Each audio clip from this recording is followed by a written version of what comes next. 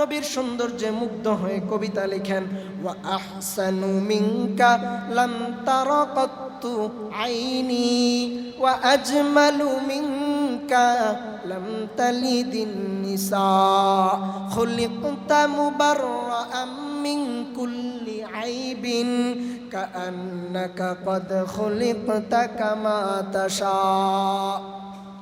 কবি হাসান বিন সাবিত বলেন, ও নবী, আপনি এত সুন্দর, আমার দুই চোখ আপনার চেয়ে সুন্দর কাউকে কোনোদিন দেখে নাই। ও নবী, কোনো মা কোনোদিন আপনার চাইতে সুন্দর কোনো মানুষ প্রসব করে নাই।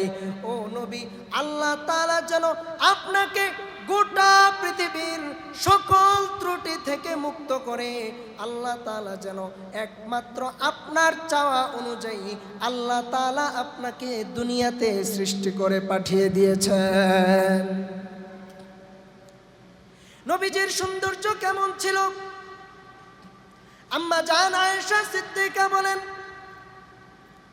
লানা শামসুন ওয়ালিল আফাকি শামসুন ওয়া শামসি খায়রুম মিন শামসিস সামা ওয়া শামসুন নাসি তাতলু বা'দাল ফাজরি ওয়া শামসি তাতলু বা'দাল ইশা। আম্মা জান আয়েশা বলেন, পৃথিবীর মানুষের একটা সূর্য আছে, আর আমি আয়েশারও একটা সূর্য আছে। তবে পৃথিবীর সূর্যের চাইতে আমি আয়েশার সূর্যটা হাজার না লক্ষ কোটি গুণ অনেক বেশি উত্তম। আম্মা জান আয়েশা বলেন, পৃথিবীর মানুষের সূর্যটা সকাল বেলায় ফজরের পর উদিত হয়ে যায়, আর আমি আয়েশার সূর্যটা এশার পর আমার ঘরে উদিত হয়ে যায়। সুবহানাল্লাহ। নবীর সৌন্দর্য কেমন ছিল? আম্মা জান আয়েশা সিদ্দিকা রাদিয়াল্লাহু তাআলা আনহা তিনি বলেন, একবার আমি আয়েশা সুই দিয়ে কোনো কিছু সেলাই করছিলাম, হঠাৎ করে ঘরের আলো বন্ধ হয়ে গেল, ঘরটা অন্ধকার হয়ে গেল, সুইটাও আমার হাত থেকে পড়ে গেল, আমি সুইটা খুঁজে পাচ্ছিলাম না। এমন সময় আল্লাহর নবী বাহির থেকে ঘরের মধ্যে এসে প্রবেশ করলেন।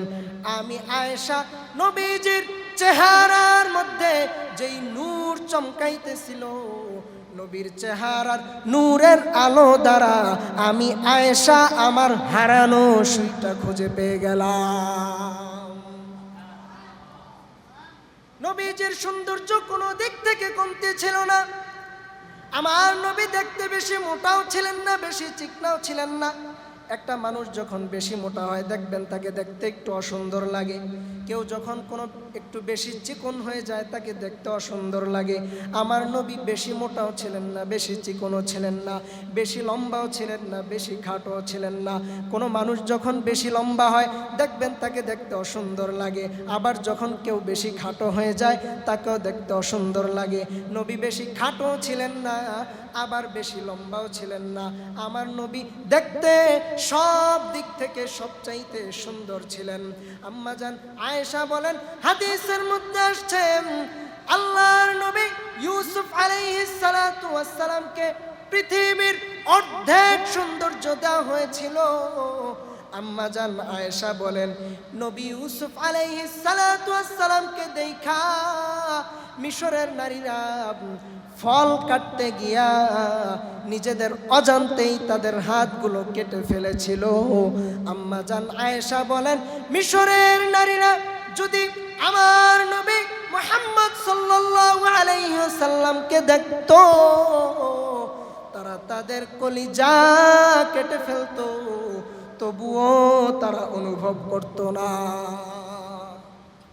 নবীর সৌন্দর্য এরকম ছিল, তাহলে নবীর জামালের কোনো অভাব ছিল না, কোনো কমতি ছিল না, নবীর সৌন্দর্যের কোনো কমতি ছিল না। এবার দেখি 2 নাম্বার গুণ, নবীর মধ্যে করাবাতের গুণটা কি পরিমাণ আছে, উম্মতের সাথে নবীর বন্ধনটা কিরকম মজবুত। আল্লাহ তাআলা কোরআনের মধ্যে আয়াত নাযিল করে জানায় দেন, আন-নাবিয়্যু আউলা বিল মুমিনিনা মিন আনফুসিহিম, নবী মুমিনদের নিকট তাদের জানের চাইতেও বেশি প্রিয়, মুমিনদের নিকট নবী তাদের জানের চাইতেও বেশি নিকটবর্তী। আল্লাহর নবী হাদিসের মধ্যে বলেন, আমি নবী তোমাদের জন্য বিমানজিলাতিল ওয়ালিদ, তোমাদের পিতৃ সমতুল্য। আমি নবী তোমাদেরকে সব কিছু শিখাই, ইন্নামা বুইসতু মুআল্লিমা, নবী বলেন আমি শিক্ষক রূপে আবির্ভূত হয়েছি। তাহলে নবীর মধ্যে করাবাতের গুণটাও পাওয়া গেল। এবার 3 নাম্বার গুণটা দেখি, আমার নবীর মধ্যে ইহসানটা কেমন ছিল।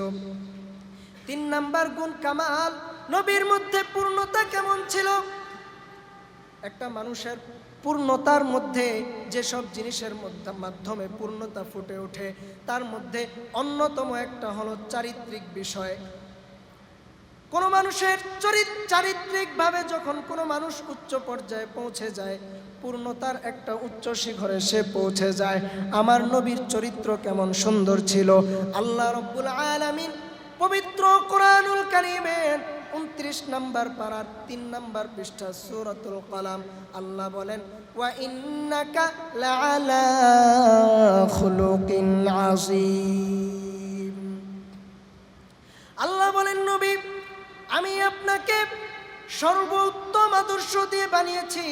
আল্লাহ বলেন, নবী আপনি সর্বোত্তম আদর্শের উপর রয়েছেন, মহান চরিত্রের উপর নবী আপনি রয়েছেন। আল্লাহ তাআলা নবীর আদর্শের সার্টিফিকেট দিচ্ছেন, আল্লাহ তাআলা নবীর আখলাকের সার্টিফিকেট দিচ্ছেন। আল্লাহ বলেন সূরাতুল আহজাবের 21 নং আয়াত, 21 নম্বর পারার 19 নম্বর পৃষ্ঠা সূরাতুল আহজাবের 21 নং আয়াত আল্লাহ বলেন, লাকাদ কানা লাকুম ফি রাসূলিল্লাহি উসওয়াতুন হাসানাহ, তোমাদের জন্য রাসূলুল্লাহর মাঝেই রয়েছে উত্তম আদর্শ। যেখানে আল্লাহ তাআলা নবীর চরিত্রের ব্যাপারে, নবীর আখলাকের ব্যাপারে ঘোষণা দেন, সেখানে নবীর আদর্শের সাথে দুনিয়ার কোনো আদর্শের তুলনা হয় না, দুনিয়ার কোনো মানুষের আদর্শের মিল হয় না। বলা হয় পিতা আদম আলাইহিস সালাম থেকে এই পর্যন্ত যত মানুষ আসছে সবচাইতে সর্বোত্তম মানুষ হলেন আমার নবী মুহাম্মদ সাল্লাল্লাহু আলাইহি ওয়াসাল্লাম। গোটা দুনিয়াতে যত শিশু আসছেন সর্বশ্রেষ্ঠ শিশু হলেন আমার নবী মুহাম্মদ। এই পর্যন্ত যত কিশোর আসছে আদর্শের দিক থেকে সব দিক থেকে সর্বশ্রেষ্ঠ কিশোর হলেন আমার নবী মুহাম্মদ। যত যুবক আসছে সর্বশ্রেষ্ঠ যুবক হলেন আমার নবী মুহাম্মদ। যত পিতা আসছেন সর্বশ্রেষ্ঠ পিতা হলেন আমার নবী মুহাম্মদ সাল্লাল্লাহু আলাইহি ওয়াসাল্লাম। যত স্বামী আসছে সর্বশ্রেষ্ঠ স্বামী হলেন আমার নবী মুহাম্মদ। এই পৃথিবীতে যত বাবা আসছে সর্বশ্রেষ্ঠ বাবা হলেন আমার নবী মুহাম্মদ। এই পৃথিবীতে যত নবী রাসূল আসছেন সর্বশ্রেষ্ঠ নবী এবং সর্বশ্রেষ্ঠ রাসূল হলেন আমার নবী মুহাম্মদ। कौनैन का मुख्तार खुदा तुमको बनाया, कौनैन का मुख्तार खुदा तुमको बनाया, उम्मत की निगाहबान खुदा तुमको बनाया, उम्मत की निगाहबान खुदा तुमको बनाया। या रब मेरे आँखों में समा जाए मदीना, या रब मेरे आँखों में समा जाए मदीना, मुद्दत से मेरा दिल में तमन्नाए मदीना, मुद्दत से मेरा दिल में तमन्नाए मदीना। আল্লাহ বলেন, নবী আমি আপনাকে বিশ্ব জগতের জন্য রহমত বানিয়ে প্রেরণ করেছি। নবী আমি আপনাকে বিশ্ব জগতের জন্য দয়া বানিয়ে প্রেরণ করেছি। কোনো মানুষ যখন কারো উপর দয়া করে, ইহসান করে, ওই মানুষটাকে দয়াবান বলা হয়, ইহসানকারী বলা হয়। একটা মানুষ যখন একটা মানুষকে সাহায্য করে তখন তাকে সাহায্যকারী বলা হয়। একটা তালিবুল ইলম যখন ইলম শিখে তখন তাকে তালিবুল ইলম বা ছাত্র বলা হয়, আলেম বলা হয়। কিন্তু একটা আলেম যখন ইলম শিখতে শিখতে এমন পর্যায়ে চলে যায়, তাকে এমন পরিমাণ ইলম শিখে ইলমের উচ্চ শিখরে পৌঁছে যায়, তখন ওই ব্যক্তিটাকে শুধু আলেম বলে না, ওই ব্যক্তিকে এক পর্যায়ে মানুষ ইলম বলা শুরু করে দেয়। এমনই ভাবে কোনো মানুষ যখন দয়া করে তখন ওই ব্যক্তিটাকে সমাজের মধ্যে মানুষ দয়াবান বলে। কোনো মানুষ যখন কাউকে সাহায্য করে, সমাজের মধ্যে সাহায্য করে, ওই মানুষটাকে তখন সাহায্যকারী বলা হয়। কিন্তু যখন ওই ব্যক্তিটা অতিরিক্ত পরিমাণে সাহায্য করতে থাকে তখন আর তাকে সাহায্যকারী বা দয়াকারী বলে না, তখন তাকে সরাসরি দয়া বলে সম্বোধন করে, বলে এই লোকটা দয়াবান না, এই লোকটা দয়া করতে করতে নিজেই দয়ায় পরিণত হয়ে গেছে। আল্লাহ তাআলা বলেন, ওয়ামা আরসালনাকা ইল্লা রাহমাতাল লিল আলামিন। আল্লাহ বলেন, নবী আমি আপনাকে বিশ্ব জগতের জন্য দয়া বানিয়ে প্রেরণ করেছি, আপনাকে বিশ্ব জগতের জন্য রহমত বানায় প্রেরণ করেছি। ইমাম তবারি রহমতুল্লাহি আলাইহি তাফসীরে তবারিতে লেখেন, আমাদের নবী শুধু মুমিনের জন্য রহমত, শুধু মুসলমানের জন্য রহমত না, না, আমাদের নবী মুমিনের জন্য যেমন ভাবে রহমত, আমাদের নবী কাফেরের জন্য রহমত, নবী বেঈমানের জন্য রহমত। বলে মুমিনের জন্য রহমত, এটা তো স্পষ্ট। মুমিন নবীর দেখানো পথে চলে, নবীর সুন্নতের উপর আমল করে আল্লাহর বানানো জান্নাতের মেহমান হয়ে যায়। কিন্তু নবী কাফেরের জন্য কি করে রহমত? ইমাম তবারি রহমতুল্লাহি আলাইহি লিখেন, পূর্বের যুগের নবীদের সাথে তাদের উম্মতেরা যখন নবীদের সঙ্গে বেয়াদবি করত, নবীদেরকে গালিগালাজ করত, নবীদের সঙ্গে বেয়াদবিমূলক আচরণ করত, আল্লাহ তাআলা তাদেরকে দুনিয়াতে নগদ আযাব দিয়ে ধ্বংস করে দিতেন। কিন্তু আমাদের নবীকে বেঈমানরা কটূক্তি করার পরেও, আমাদের নবীকে বেঈমানরা গালিগালাজ করার পরেও আজকে পর্যন্ত কাফের বেঈমানরা দুনিয়ার জমিনে টিকে আছে। কারণ কি? কারণ হলো আমাদের নবী কাফেরের জন্যও রহমত।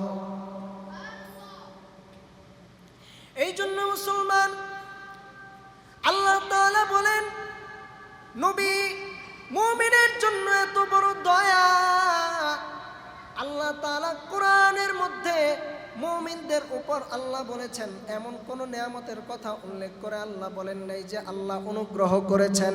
কিন্তু আল্লাহ তাআলা পুরা কোরআনুল কারীমের মধ্যে একটা জায়গায় আল্লাহ বলেছেন যে আল্লাহ তাআলা বান্দাদের উপর, মুমিনদের উপর অনুগ্রহ করেছেন। কোনো মানুষ যখন কারো উপর অনুগ্রহ করে, তখন যদি ছোট্ট অনুগ্রহ করে কারো উপর, আবার কারো উপর বড় অনুগ্রহ করে, কথার কথা কেউ একজনকে 500 টাকা হাওলাত দিল, আবার কাউকে 1 লাখ টাকা হাওলাত দিল, যখন খোটা দেয় 500 টাকার কথা বলে খোটা দেয় না, যাকে 1,00,000 টাকা দিয়েছে ওই 1,00,000 টাকার কথা বলেই খোটা দেয়। তেমনি ভাবে আল্লাহ রব্বুল আলামিন কোরআনের মধ্যে কোনো নেয়ামতের কথা বলে আল্লাহ বলেন নাই যে আল্লাহ তাআলা মুমিনের উপর অনুগ্রহ করেছেন, তবে একটা নেয়ামতের কথা উল্লেখ করে আল্লাহ বলেছেন, সেটা হলো আল্লাহ বলেন, লাকাদ মান্নাল্লাহু আলাল মুমিনিনা ইয বাআসা ফীহিম রাসূলা। আল্লাহ তাআলা মুমিনদের উপর অনুগ্রহ করেছেন যখন তাদের মাঝে নবীকে প্রেরণ করে দিয়েছেন আল্লাহ। এই জন্য মুসলমান, নবী আমাদের জন্য রহমত, নবী আমাদের জন্য দয়া, নবী আমাদের জন্য অনুগ্রহ। যেই নবী আমাদের জন্য রহমত, যেই নবী আমাদের জন্য দয়া, যেই নবী আমাদের জন্য অনুগ্রহ, ওই নবীকে উম্মত ভালোবাসবে, ওই নবীকে উম্মত মহাব্বত করবে। খুতবার মধ্যে যেই হাদিসটা পড়া হয়েছে, আল্লাহর নবী বলেন, লা ইউমিনু আহাদুকুম হাত্তা আকুনা আহাব্বা ইলাইহি, তোমাদের কেউ ততক্ষণ পর্যন্ত পূর্ণ মুমিন হবে না যতক্ষণ না আমি নবী তার কাছে দুনিয়ার সকল মানুষের চাইতে তার পিতা পুত্র এবং দুনিয়ার সব মানুষের চাইতে বেশি প্রিয় না হব, ততক্ষণ পর্যন্ত ওই বান্দা পূর্ণ মুমিন হতে পারবে না। আল্লাহ তাআলা কোরআনের মধ্যে বলেন, কুল ইন কুনতুম তুহিব্বুনাল্লাহ, নবী আপনি উম্মতকে জানায় দেন, যদি তোমরা আল্লাহকে ভালোবাসো তাহলে নবীর অনুসরণ করো। নবীর অনুসরণ করলে কি ফায়দা? আল্লাহ বলেন, নবীর অনুসরণ যদি বান্দা তুমি করো তাহলে আল্লাহ তোমাকে ভালোবাসবেন এবং আল্লাহ তাআলা তোমার জীবনের গুনাহগুলা মাফ করে দিবেন। নবীজি হাদিসের মধ্যে বলেন, আল্লাহ বললেন আয়াতের মধ্যে, আল্লাহ বললেন নবীর অনুসরণ করো তাহলে আল্লাহর ভালোবাসা পাইবা। নবী বলেন, আমি নবীর সুন্নাহকে যে ভালোবাসবে, মান আহাব্বা সুন্নতি ফাকাদ আহাব্বানি, যে ব্যক্তি আমি নবীর সুন্নাহকে ভালোবাসবে, যে ব্যক্তি আমি নবীর অনুসরণকে ভালোবাসবে, যেই ব্যক্তি আমি নবীর রীতিনীতিকে ভালোবাসবে, ওই ব্যক্তি আমি নবীকে ভালোবাসবে। ওয়ামান আহাব্বানি কানা মাই ফিল জান্নাহ, আর যে ব্যক্তি আমি নবীকে ভালোবাসবে ওই ব্যক্তি আমি নবীর সঙ্গে জান্নাতে থাকবে। তাহলে বোঝা গেল নবীর ভালোবাসা যদি অন্তরের মধ্যে থাকে আল্লাহর ভালোবাসা পাওয়া যাবে। আল্লাহকে ভালোবাসবো, আমরা সবাই আল্লাহকে ভালোবাসি বলি। আল্লাহ বলেন তোমরা আল্লাহকে ভালোবাসো, যখন তোমরা এই দাবি করো, আল্লাহ বলেন তোমরা নবীকে ভালোবাসো, তাহলে আমি আল্লাহর ভালোবাসা পেয়ে যাবে। শুধু তা না, তোমরা আমি আল্লাহর ভালোবাসা তো পাবেই এবং সাথে সাথে আমি আল্লাহ তোমাদের জীবনের সব গুনাহগুলা মাফ করে দিব। নবীকে ভালোবাসবো, কেন ভালোবাসবো? মোল্লা আলী কারি রহমাতুল্লাহি আলাইহি কিতাবের মধ্যে লেখেন, কোন ব্যক্তির মধ্যে যখন 4টা গুণ থাকে, 4 গুণের কারণে 4টা গুণের মধ্যে একটা গুণ যদি কারো মধ্যে পাওয়া যায় মানুষ তাকে মহাব্বত করে। এই 4টা গুণ এমন, এর একটা গুণ কারো মধ্যে থাকলেই মানুষ তাকে ভালোবাসে, মানুষ তাকে মহাব্বত করে। বলে এই 4টা গুণের 1 নাম্বার হলো জামাল, সৌন্দর্য। দেখবেন কারো মধ্যে যদি সৌন্দর্য থাকে মানুষ তার সৌন্দর্যের কারণে তাকে মহাব্বত করে, মানুষ তার সৌন্দর্যের কারণে তার প্রতি আকৃষ্ট হয়, শুধু সৌন্দর্যের কারণে মানুষ তাকে ভালোবাসে। 2 নাম্বার গুণ হলো কামাল। কারো মধ্যে যখন পূর্ণতা থাকে, কারো মধ্যে যখন কামালিয়াত থাকে তখন ওই ব্যক্তিকে মানুষ ভালোবাসে। কারো মধ্যে যখন পাণ্ডিত্য থাকে তখন মানুষ তাকে ভালোবাসে। দেখবেন বড় বড় ডক্টর, ইঞ্জিনিয়ার, বড় বড় লেখক, গবেষক, মানুষ তাদেরকে চেহারা দেখে ভালোবাসে না, মানুষ তাদের রূপগুণ দেখে ভালোবাসে না, তাদের পাণ্ডিত্যের কারণে, তাদের গবেষণার কারণে, তাদের মাহারতের কারণে মানুষ তাদেরকে ভালোবাসে।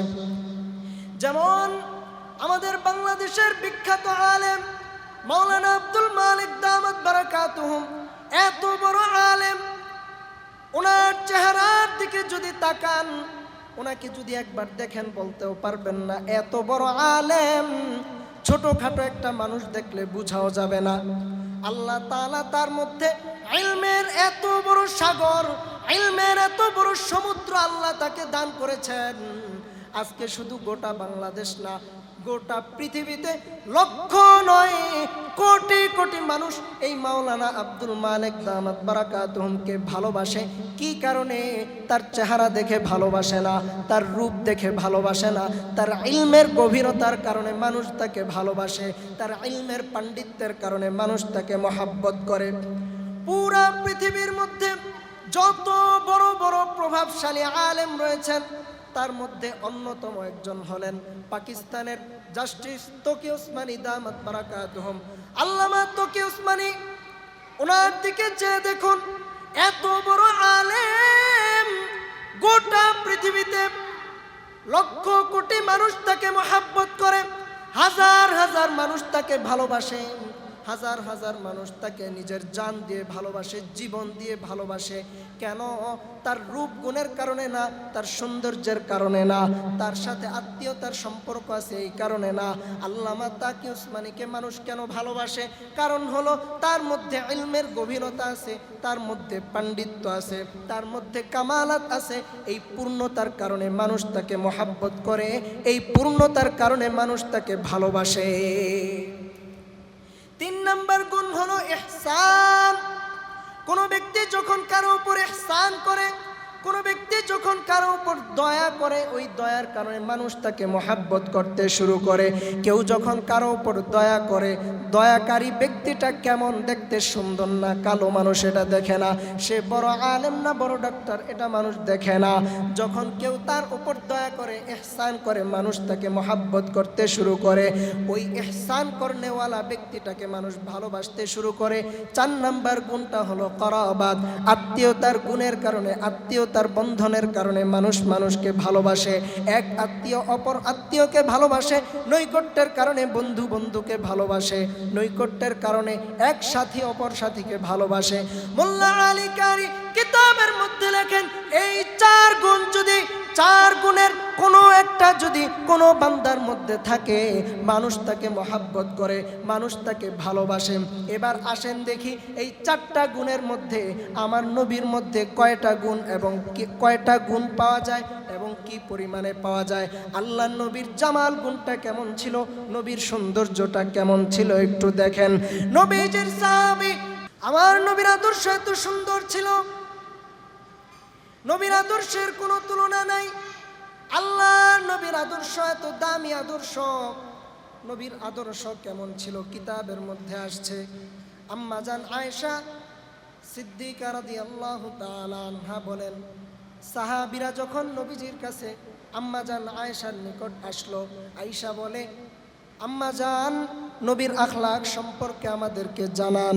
আম্মা জান আয়েশা বলেন, তোমরা কি কোরআন পড়ো না? তোমরা কি কোরআন তেলাওয়াত করো না? বলে হ্যাঁ হ্যাঁ।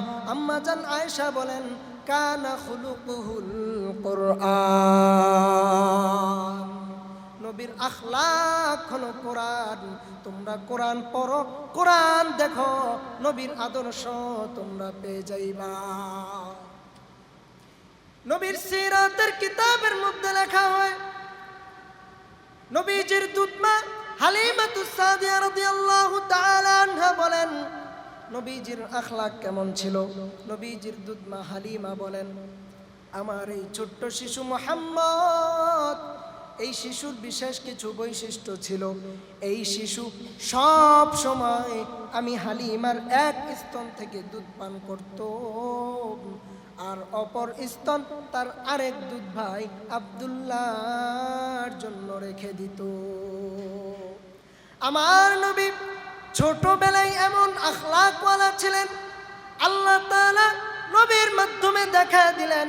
আল্লাহর নবী ছোটবেলায় তার ভাইয়ের হকের ব্যাপারে কি পরিমাণ যত্নবান ছিলেন।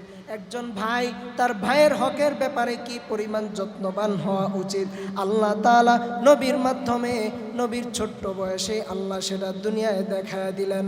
এই জন্য মুসলমান, নবীর সিরাত যদি জানতে চাও, নবীর আখলাক যদি পড়তে চাও, কিতাবের মধ্যে দেখো, নবীর সিরাত পড়ে দেখো। কিতাবের মধ্যে আসছেন আল্লাহর নবী সাল্লাল্লাহু আলাইহি ওয়াসাল্লাম এক যুদ্ধের সফরে যাত্রা বিরতি করলেন। নবীজি কিছুক্ষণ বিশ্রাম নিলেন। আল্লাহর নবীর চোখে তন্দ্রা চলে আসলো। দূর থেকে শত্রুপক্ষের একজন নবীকে ঘুমন্ত দেখা তরবারি নিয়ে দ্রুত ছুটে আসলো। নবীজির তরবারিটা পাশ থেকে নিয়া আল্লাহর নবীর মাথার কাছে আইসা দাঁড়ায়। এবার জোরে ডাক দিয়া বলে, মাইয়ামনাউকা মিন্নি ইয়া মুহাম্মদ, ও মুহাম্মদ বলো আজকে কে তোমাকে আমার হাত থেকে বাঁচাবে, কে তোমাকে আমার হাত থেকে রক্ষা করবে। আল্লাহর নবী চোখ খুলে তাকায় দেখেন বেঈমান খোলা তরবারি হাতে নিয়ে মাথার কাছে দাঁড়ায় আছে।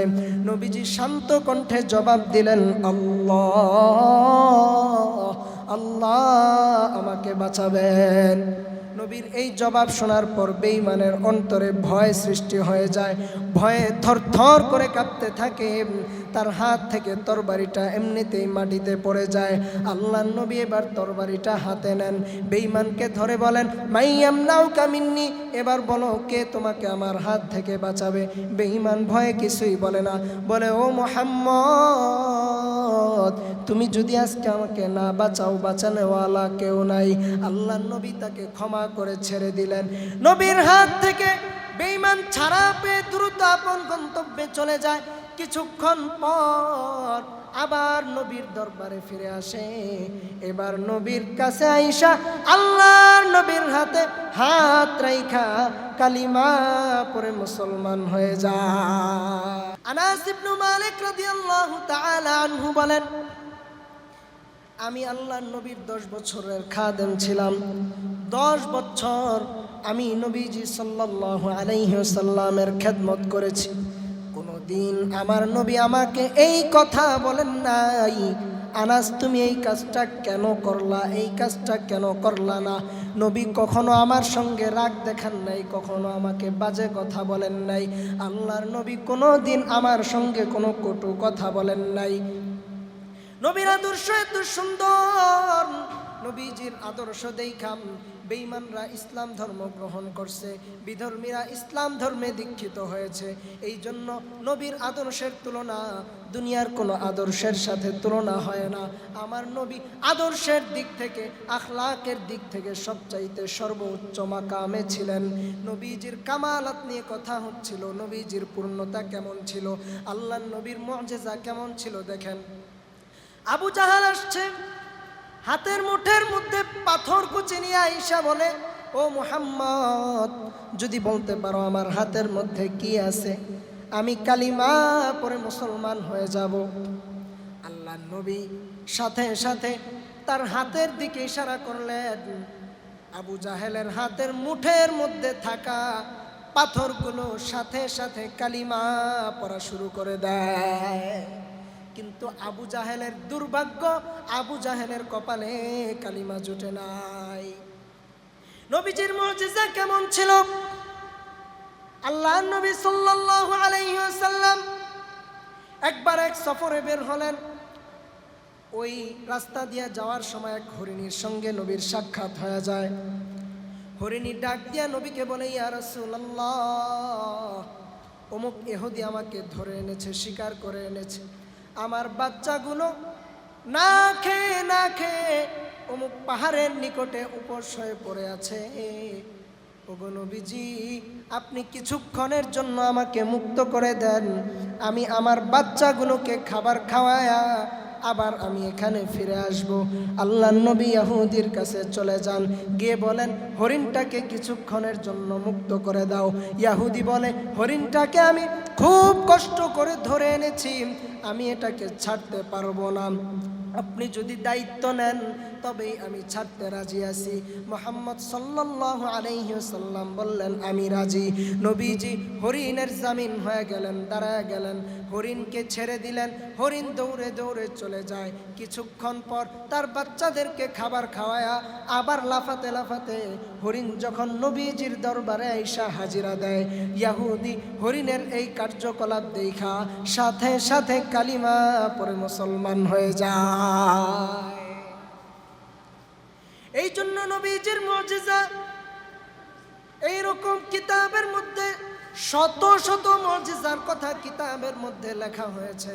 আল্লাহর নবীর পূর্ণতারও কোনো কমতি ছিল না, নবীর কামালাতেরও কোনো কমতি ছিল না। আমার নবী কামালাতের দিক থেকে পরিপূর্ণ ছিলেন। এবার দেখি 3 নম্বর গুণ, ইহসান। নবীর মধ্যে 4 নম্বর ইহসান। ইহসান গুণটা কেমন ছিল? আল্লাহর নবীর মধ্যে ইহসান ছিল সর্বোচ্চ পর্যায়ের। সূরা কাহাফের মধ্যে আল্লাহ বলেন, ফালাআল্লাকা বাখিউন নাফসাকা আলা আথারিহিম ইল্লাম ইউমিনু বিহাদাল হাদিস আসাফা। আল্লাহ তাআলা আয়াত নাযিল করে জানায় দেন, ও নবী, আপনি তো তাদের পিছনে, তারা ঈমান কেন, এই কোরআনের প্রতি কেন ঈমান আনে না, আপনি তো আফসোস করতে করতে আপনি তো মনে হয় নিজেকে শেষ করে ফেলবেন, আপনি তো মনে হয় নিজেকে কষ্ট দিয়ে দিয়ে নিজেকে আপনি নিঃশেষ করে ফেলবেন। সূরাতুশ শুআরা আয়াত নাম্বার 3 আল্লাহ বলেন, লাআল্লাকা বাখিউন নাফসাকা আল্লা ইয়াকুনু মুমিনিন। নবী আপনি তো নিজেকে, তারা কেন ঈমান আনে না, এই কষ্টে তো আপনি নিজেকে শেষ করে ফেলবেন। তার মানে বোঝা যায় উম্মতের প্রতি নবীজির কি পরিমাণ দয়া ছিল, যে আল্লাহ তাআলা নবীজির কষ্ট দেখা, নবীর দিলের দরদ দেখা আল্লাহ তাআলা কোরআনের মধ্যে আয়াত নাযিল করে জানায় দিলেন, নবী আপনি কেন এত কষ্ট করেন, কেন আপনি এত কষ্ট পাচ্ছেন, তারা ঈমান কেন আনছে না, এই কারণে আপনি কেন এইভাবে নিজেকে শেষ করে দিচ্ছেন। আল্লাহ তাআলা স্বয়ং আল্লাহ কোরআনের মধ্যে আয়াত নাযিল করে দিলেন, উম্মতের প্রতি নবীর মায়া কি পরিমাণ ছিল, নবীজির দরদ কি পরিমাণ ছিল। কিতাবের মধ্যে আসছে আল্লাহর নবী যখন দ্বীনের দাওয়াত নিয়ে যখন তায়েফবাসীর নিকট গেলেন, তায়েফবাসী আল্লাহর নবীকে রক্তাক্ত করলো, পাথরের আঘাতে আঘাতে নবীকে রক্তাক্ত করে বেহুশ করে দিল। আল্লাহ তাআলা জিবরিল আমিনকে পাহাড়ের ফেরেশতা সহ নবীর কাছে পাঠিয়ে দিলেন। পাহাড়ের ফেরেশতা নবীর কাছে আইসা বলে, ইয়া রাসূলুল্লাহ, আপনার কওম আপনার সাথে যেই আচরণ করেছে, আপনার কওম আপনার সাথে যেই বাজে ব্যবহার করেছে, আল্লাহ তাআলা সব কিছু দেখেছেন, আল্লাহ তাআলা আমাকে পাঠাইছেন। ও নবী, আপনি যদি বলেন আল্লাহ তাআলার নির্দেশে আমি এই দুই পাহাড়কে একত্র করে আমি তায়েফবাসীকে ধ্বংস করে দেই। আল্লাহর নবী ওই সময়ও উম্মতের প্রতি কি পরিমাণ মায়া, কি পরিমাণ দরদ। নবীজি বলেন, না না, তাদেরকে ধ্বংস করবে না, কারণ তারা আমার কওম, তারা আমাকে চিনতে পারে নাই, তারা আজকে বুঝতে পারে নাই, তারা আমার প্রতি, তারা আমাকে চিনতে পারে নাই, এই কারণে তারা আমাকে চিনতে পারে নাই, তারা আমাকে বুঝতে পারে নাই, এই কারণে তারা আমার সাথে এই ব্যবহার করেছে। আমি আল্লাহ তাআলার নিকট এই আশা রাখি, আল্লাহ তাআলা তাদের পরবর্তী প্রজন্মে এমন বংশধর আল্লাহ তাআলা তাদেরকে দিবেন, যারা এক আল্লাহর ইবাদত করবে এবং এক আল্লাহ ছাড়া আর কারো সঙ্গে শরীক করবে না। আল্লাহর নবী যে উম্মতের প্রতি দয়া দেখাইছেন, উহুদের ময়দানে নবী উম্মতের জন্য, দ্বীনের জন্য নিজের রক্ত ঝরাইলেন। তায়েফের ময়দানে আল্লাহর নবী নিজের রক্ত ঝরাইলেন, নবী বেহুশ পর্যন্ত হয়ে গেলেন উম্মতের জন্য। নবীর দিলের মধ্যে কি পরিমাণ মায়া, শুধু যে দুনিয়ার মধ্যে না না না, হাদিসের মধ্যে আসছে,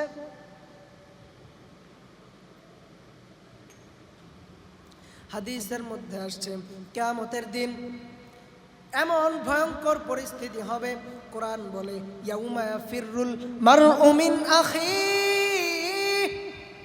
সেদিন ভাই ভাই থেকে পলায়ন করবে, ওয়া উম্মিহি ওয়া আবি, সন্তান মা বাবা থেকে পলায়ন করবে, ওয়া সাহিবাতিহি ওয়া বানি, স্ত্রী সন্তানদের থেকে পলায়ন করবে। মা বাবাকে চিনবে না, সন্তান মা বাবাকে চিনবে না, মা বাবা সন্তানকে চিনবে না, ভাই ভাইকে চিনবে না, বন্ধু বন্ধুকে চিনবে না। ওই কঠিন দিনে কেউ কাউকে চিনবে না, সবাই যখন নফসি নফসি করতে থাকবে। গোটা পৃথিবীর শুরু লগ্ন থেকে শেষ পর্যন্ত যত উম্মত দুনিয়ার মধ্যে আসছে, সব উম্মতরা একত্রিত হইয়া পৃথিবীর সর্বপ্রথম নবী আদম আলাইহিস সালাতু ওয়াস সালামের নিকট চলে যাবে, গিয়ে বলবে, ওগো নবীজি, আপনি তো প্রথম নবী, আপনি তো সর্বপ্রথম মানুষ, আপনি আমাদের পিতা, আজকে আমাদের কি পরিস্থিতি আপনি দেখতেই পাচ্ছেন। ওগো নবী, আল্লাহর দরবারে আপনি আমাদের জন্য একটু সুপারিশ করে দেন।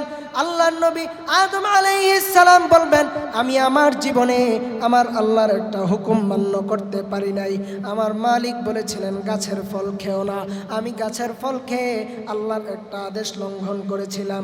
আজকে আমি নিজেকে নিয়েই বড় চিন্তিত, বড় টেনশনে আছি, আমার কি হবে আমি নিজেই জানি না, আমি পারবো না, তোমরা সবাই চলে যাও নূহ আলাইহিস সালামের কাছে। এবার সব উম্মতরা একত্রিত হইয়া যাবে নূহ নবীর কাছে, গিয়া বলবে, ও নবী, আপনি তো এমন নবী, আল্লাহ তাআলা আপনাকে সম্মানিত করেছেন, ও নবী, আপনি আমাদের জন্য আল্লাহ তাআলার দরবারে একটু সুপারিশ করেন।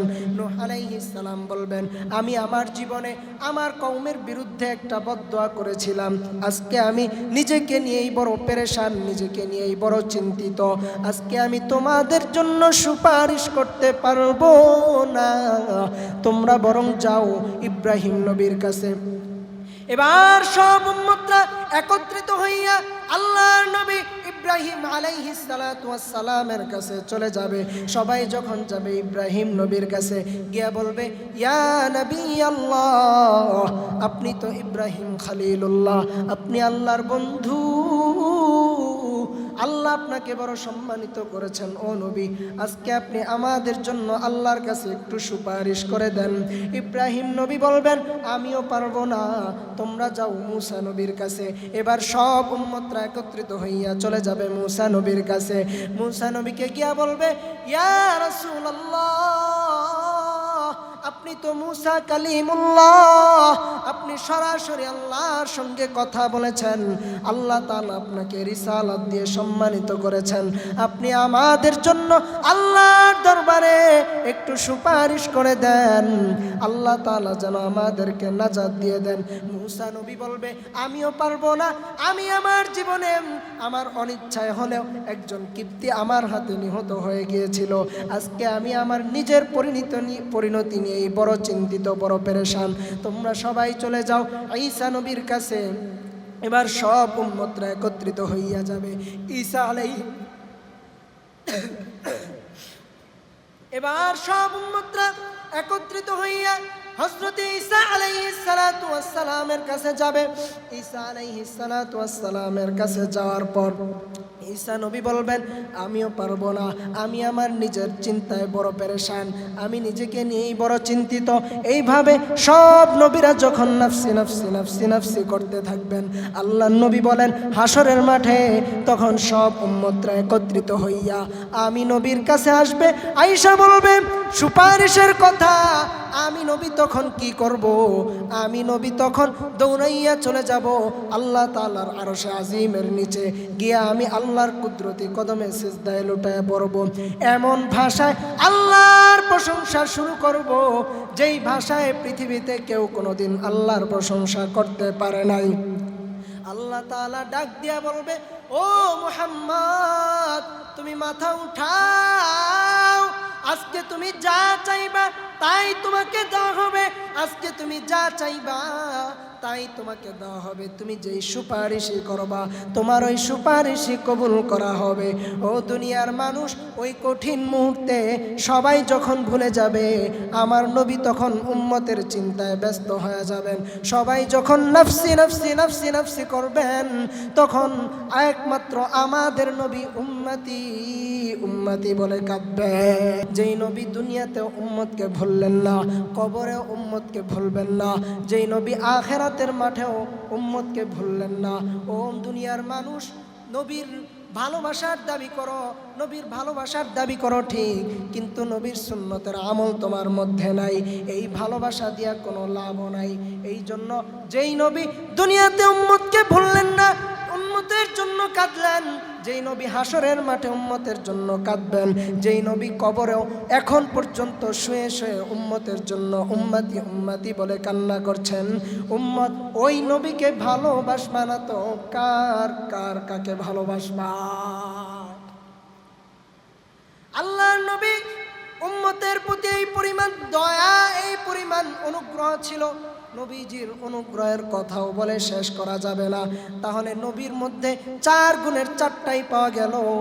মোল্লা আলী কারি রহমাতুল্লাহি আলাইহি কিতাবের মধ্যে লেখেন, 4 গুণের একটা যদি কারো মধ্যে পাওয়া যায়, মানুষ তাকে মহাব্বত করে, মানুষ তাকে ভালোবাসে। আমার নবীর মধ্যে 4টা গুণের সব কয়টা গুণই পরিপূর্ণরূপে আল্লাহ তাআলা দিয়ে দিয়েছেন।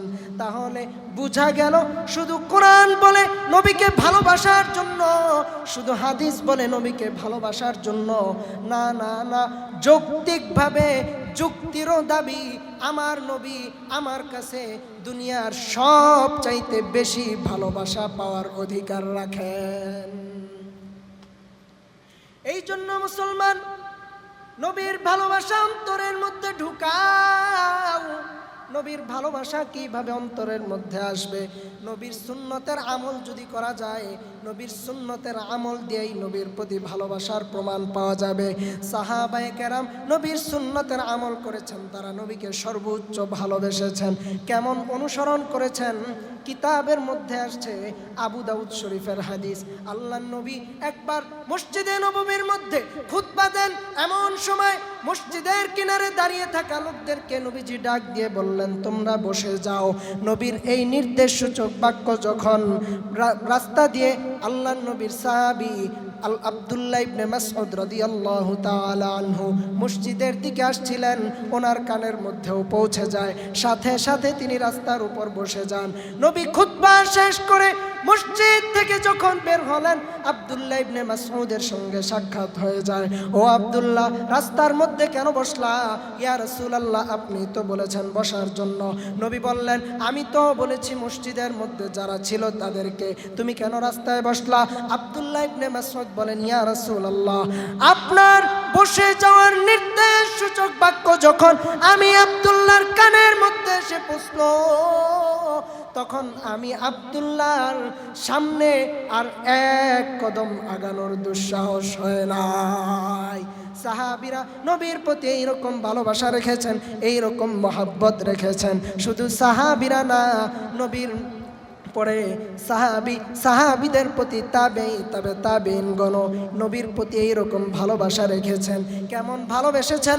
দারুল উলুম দেওবন্দের প্রতিষ্ঠাতা মুহতামিম হযরত মাওলানা কাসেম নানুতুবি রাহমাতুল্লাহি আলাইহি কিতাবের মধ্যে লেখে, মাওলানা কাসেম নানুতুবি রাহমাতুল্লাহি আলাইহি এর বিরুদ্ধে ইংরেজরা গ্রেফতারি পরোয়ানা জারি করে দেয়। রাস্তাঘাটে চলাফেরা ওনার জন্য রিক্সের ব্যাপার হয়ে যায়।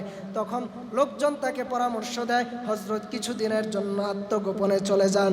কিছুদিনের জন্য যখন তিনি আত্মগোপনে যান, মাত্র 3 দিন আত্মগোপনে থেকে আবার বাড়ি থেকে ফিরে আসেন, আবার প্রকাশ্যে চলাফেরা করেন। লোকজন আবার জিজ্ঞেস করে, হযরত, মাত্র 3 দিন আপনি আত্মগোপনে ছিলেন, এখনো তো ইংরেজরা আপনার পিছনে লেগে আছে, কেন আপনি আবার প্রকাশ্যে চলাফেরা শুরু করলেন? মাওলানা কাসেম নানুতুবি রাহমাতুল্লাহি আলাইহি বলেন, আমি আমার নবীর গোটা সিরাত পড়ে দেখলাম, আমি আমার নবীর গোটা জীবনী তালাশ করে দেখলাম, আমার নবী তার জীবনে গারে সাউরের মধ্যে মাত্র 3 দিন আত্মগোপনে ছিলেন। আমি আমার নবীর সেই সুন্নতকে পালন করবার জন্য আমিও 3 দিনের আত্মগোপনে ছিলাম। এখন যদি আমার জীবন চলে যাবে, তারপরেও আমি আর আত্মগোপনে যাব না। 4 মাযহাবের মধ্যে এক মাযহাবের ইমাম হাম্বলি মাযহাব। এই হাম্বলি মাযহাবের ইমাম আহমদ ইবনে হাম্বল রাহমাতুল্লাহি আলাইহি সুন্নতের কেমন আশিক ছিলেন দেখেন। এই ছোট্ট একটা ঘটনা বলে এখানেই আলোচনা শেষ করব।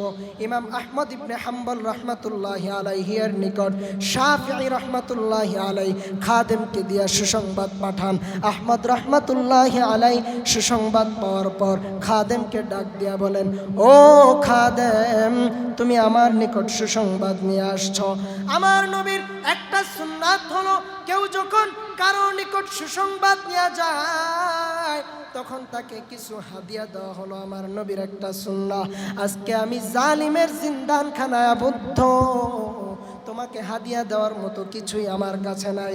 গতকাল পর্যন্ত আমার যেই জুব্বাটা জালিমের বেতের আঘাতে আঘাতে রক্তাক্ত হয়ে গেছে, জালিমের বেতের আঘাতে আঘাতে ছিঁড়ে ফেটে গেছে, ওই জুব্বাটাই আমি তোমাকে হাদিয়া দিয়া দিলাম। এই জুব্বা নিয়া আহমদ ইবনে হাম্বল রাহমাতুল্লাহি আলাইহির কাছ থেকে খাদেম চলে যায়।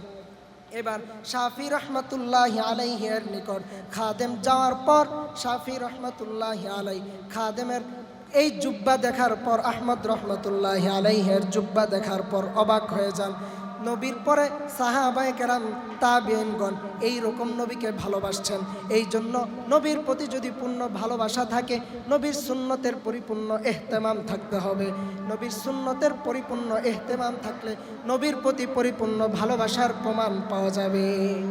এই জন্য সবাই নবীর সুন্নতের প্রতি ইহতেমাম করব, নবীর সুন্নতের উপর আমল করব। আল্লাহ তাআলা যা আলোচনা হয়েছে এ থেকে আমাদেরকে বুঝে শুনে আমল করার তৌফিক দান করুন। আমিন। ওয়া আখিরু দাওয়ানা আলহামদুলিল্লাহি রাব্বিল আলামিন।